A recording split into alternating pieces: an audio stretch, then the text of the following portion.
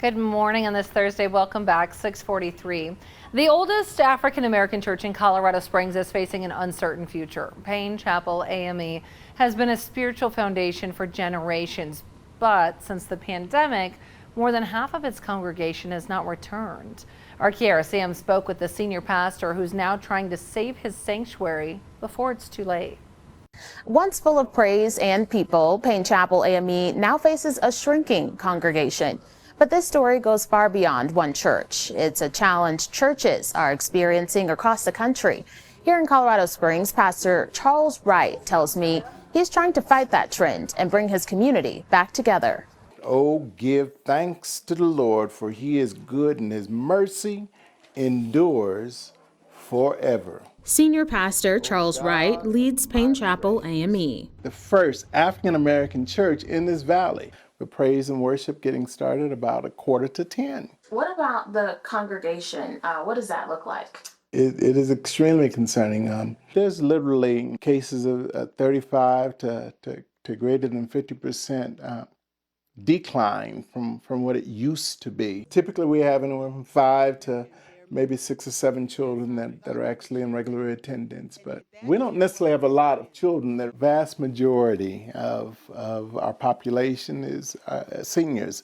We're aging out across denomination entirely, and that's not uncommon with most churches from that standpoint. Across the U.S., church attendance is on the decline. A 2025 Gallup poll found 54% of young adults identify as Christian and 34% of young adults have no religious affiliation. Oh, God of my praise. Wright tells me the reasons people are staying away vary. The vast majority do not see the relevance of how church really fits into their life. So instead of actually looking to the church for solutions to our many problems, we look to the world, social media, and so many other areas because we have access to them now. Wright says he's focused on drawing younger people back, starting with their parents. My day and age, we weren't given a choice about actually going to church. Children are only going to be able to go where the parents take them.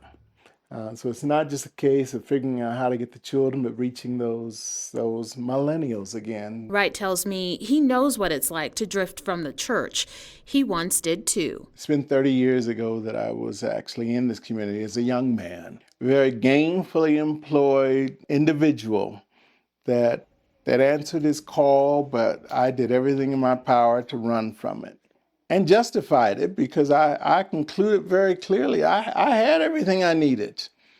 But it wasn't until some time later that I was able to see how immature I really was and the responsibilities that I really needed to step into. A mentor brought him back. Now he's trying to do the same, meeting people where they are. That outreach includes live streaming services and using social media platforms to start faith-based conversations outside the sanctuary. It's necessary. We've got to figure out those things. We've got to reinstitute or re-engage on a greater level with the community. Again, making a difference by becoming relevant in the lives of young folk. Because if we don't figure it out, us seniors that are sitting in the pews will age out to the extent there's nobody around to carry on.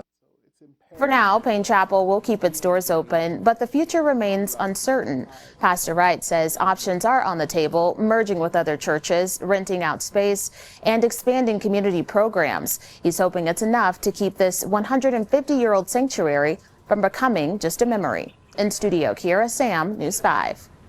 Thanks, Kiera. Right now, we want to know, why do you think that church attendance is declining? Is it lack of community, busy schedules, or cultural shifts we're starting to see in the younger generation? And the majority are saying cultural shifts this morning, but you can scan that QR code and still give your input. In the meteorologist, let's take it back to meteorologist Casey Doran so we can get out